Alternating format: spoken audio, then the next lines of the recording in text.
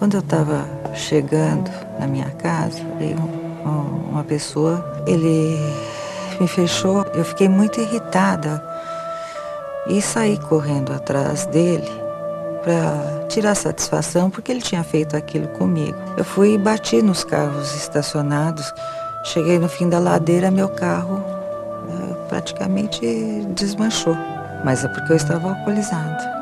Aí você realmente se sente mal de você encarar seus familiares, né? Poderia ter morrido nesse acidente, né? A minha família ficou muito chateada, meu pai, eu me lembro até hoje as palavras dele. Que isso te sirva de lição para você nunca mais fazer isso.